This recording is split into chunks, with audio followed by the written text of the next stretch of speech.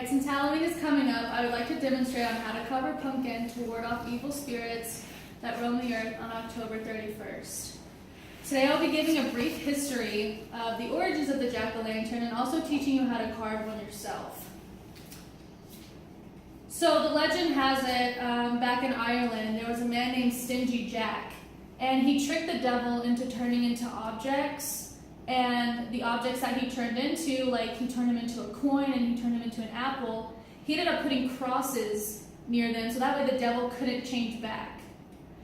So with this, when Stingy Jack died, he was sent to heaven. Heaven didn't want him. He was sent to hell, and the devil also didn't want him. So he ended up, the devil ended up making him roam the earth in the darkness for the rest of his dead life.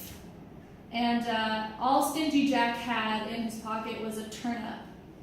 So he carved out the turnip and then put a hot coal in it to light his way through the darkness. And in Ireland, since this was one of their legends, the children would play pranks on each other and carve out turnips or potatoes or whatever they could find and put a hot coal in it and pretend to be Stingy Jack to scare other kids or other people.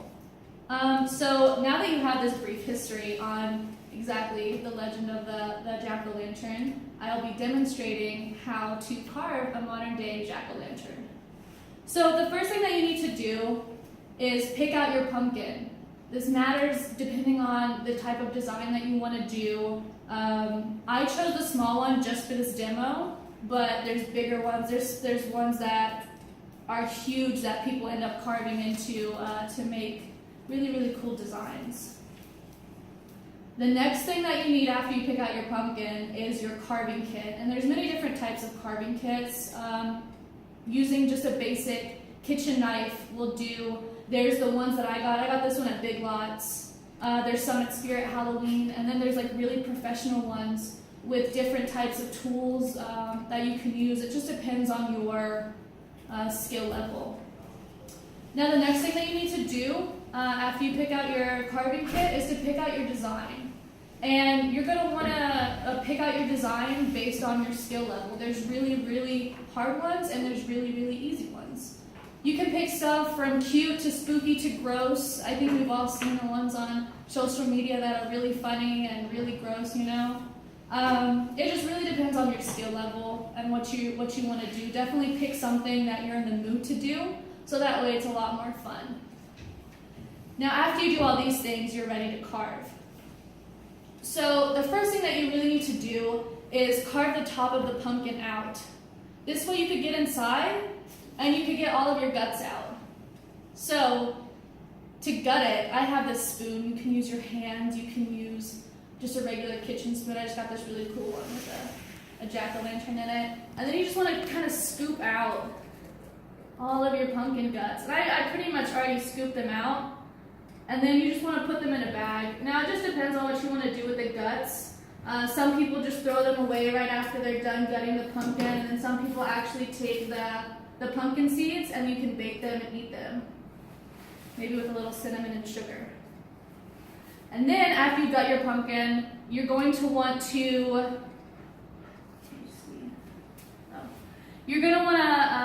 carve your design out. So once you've already picked your design out, you're going to want to place it on the pumpkin. I have this really cool book that came with my carving kit that actually has designs already in it. So I could take these out and then put them on the pumpkin.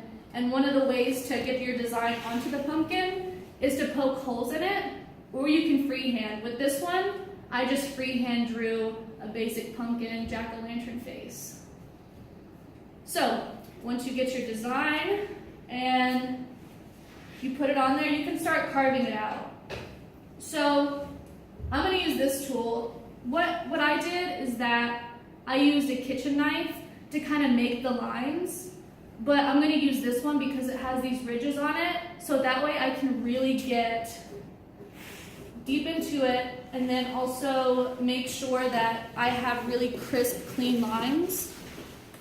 So as you can see, I'm just using this, and it's like a little saw.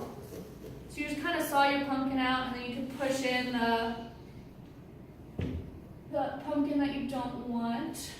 Let me go ahead and do this one.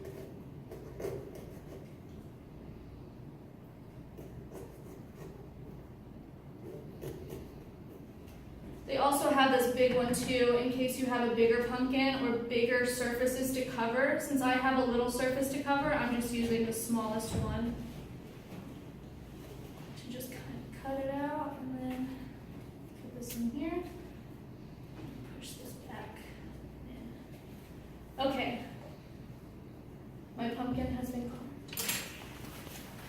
Now, after you're done carving, you can go ahead and there's one more very important step to making the perfect jack-o'-lantern for Halloween, and that's the candle.